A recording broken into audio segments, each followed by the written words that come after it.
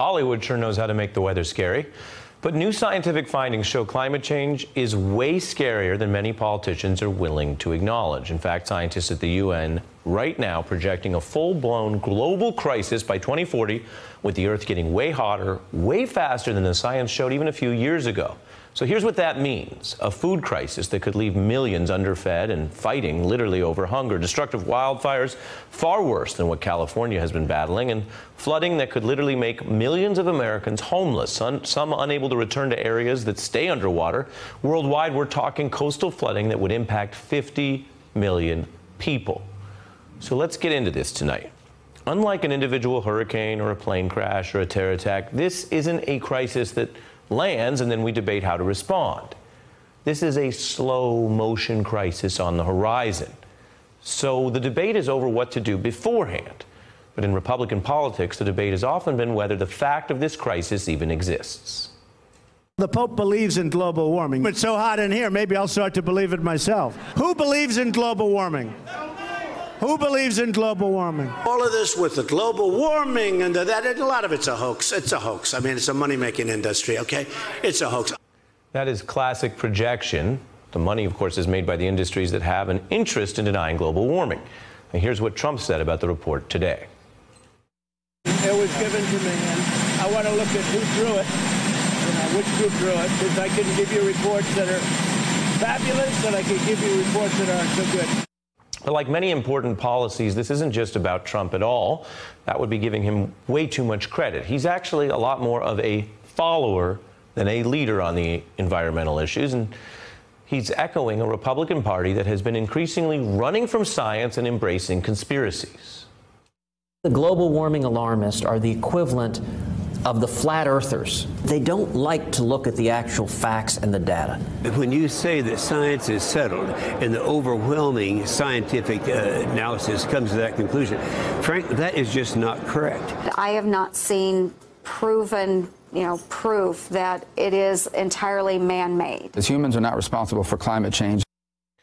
Those kind of talking points aren't just ignorance or even trolling. They're part of a rhetorical frame to cancel out the science, like the UN report in the news this week, because the fear is if Americans understand how dangerous this is to us, to our homes, to our children, it would be harder to defend the industry line of doing little to nothing about the climate. And so we end up with the snowballs. We keep hearing that 2014 has been the warmest year on record.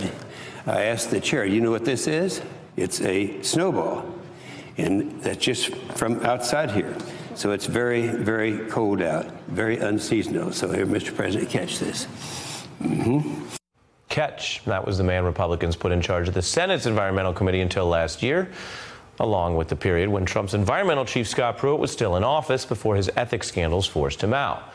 All of this makes a mockery of environmentalism because it is supposed to, just like Trump's dramatic exit from the top global pact to address climate change made a mockery of American self-interest, using the straw man that what happens in Pittsburgh stays in Pittsburgh.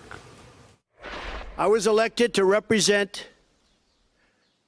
the citizens of Pittsburgh, not Paris. So we're getting out. The new UN report reinforces how the looming climate crisis doesn't know the difference between Pittsburgh and Paris or Frankfurt and Florida. The oceans will be rising and wiping us out no matter what language we speak or country we live in. So with or without Scott Pruitt, we also see the Trump administration's EPA making it easier for corporations to emit fossil fuels and evade rules for clean power, while energy companies have plowed over $10 million into GOP races several elections in a row. And those companies include coal corporations. The UN report says it's especially to blame for the new surges in the Earth's heat. Now, let's be clear. It is hard sometimes to keep track of the science of how the Earth is getting warmer, the details. And Republican critics of global warming like to repeat the talking point that they themselves are not scientists.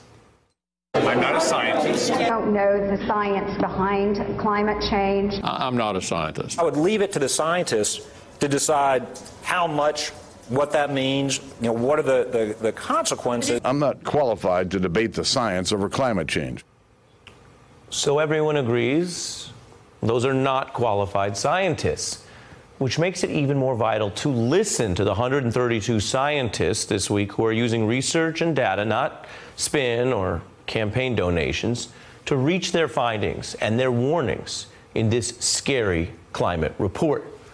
You know, many terrible things happen across the earth, and here in the newsroom we cover them with some frequency: the hurricanes and the earthquakes, the shootings or the car accidents.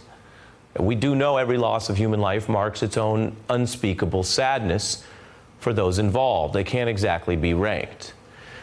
But along the way, I think we also learn the difference between a disaster and a tragedy. No matter how deadly, the disasters are sudden. They're unavoidable catastrophes. The earthquake that couldn't be predicted, let alone prevented. The tragedies feel different. They involve suffering that might have been avoided, events that could have been maybe prevented or somehow mitigated.